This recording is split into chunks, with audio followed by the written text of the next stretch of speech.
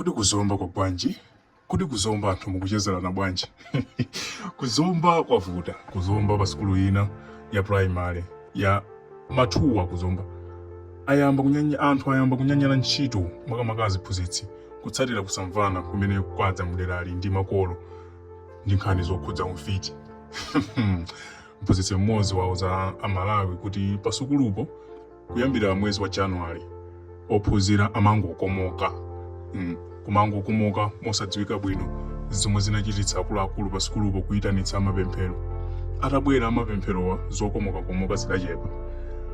Koma mwezi uno zayambiranso makolo ena akukayikira aphunzitsi ena ndiwo akuchititsa izi. Anafotokoza mphunzitsiyo kuti dzana ophunzira pafupifupi okwana 70 anakomoka zomwe zinachititsa akuluakulu pa sukulupo kuyitanitsa msonkhano. Pa msonkhano makolo ena anatchula dzina la mphunzitsi wina wachikazi kuti ndiye yemwe akupangitsa zonsezi. Mphunzitsi atangomva dzina lake anagwa ndi kukomoka nthawi yomweyo kamba kothamanga mtima. Aphunzitsi akuti ndi okhumudwa kuti anabwera kudzagwira ntchito koma akunamiziridwa Umfiti. Mphunzitsi ndi mmene anafotokozera. Mkumanowo unakanika kubweretsa fundo imodzi pomwe makolo akufuna pabwereso wa mapemphero wina pa sukulupo pomwe akuluakulu apa sukulupo akukana pomwe akufuna wansembe.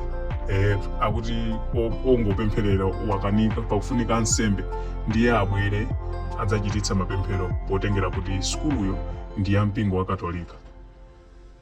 Oyang'anira maphunziro kuderali Dick Chalumbula anati ayankhapo obenza nkhaniyi akafufuza zomwe zikuchitika mderali. Sukulu imeneyi yavuta.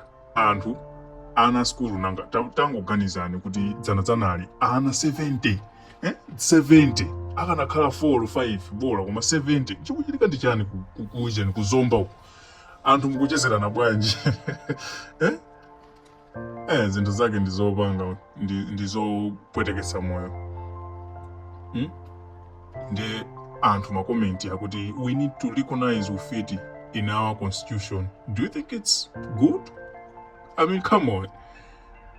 Wina akuti let both wansembe ndi wapenteyo apite basi. Onsewo ndi atumiki a Mulungu. Zikapitirira sukuluyo angotseka. Zafika mpaka mapanga suggestion kuti ipatsekede sukulu. Wina akuti wansembe azapemphere kwa Maria, kenaka Maria azapemphere kwa Yesu, then Yesu kwa Mulungu. Zovuta sititengera nyengo. Ino mukuganiza kuti chikuchitika ndi chani? Chikuchitika ndi chani kumeneko? Kuzomba chikuchitika ndi chani? Tasiyani komenti komanso ngati simunapanga subscribe channel ya Mafumu, please pangani subscribe. Zikomo.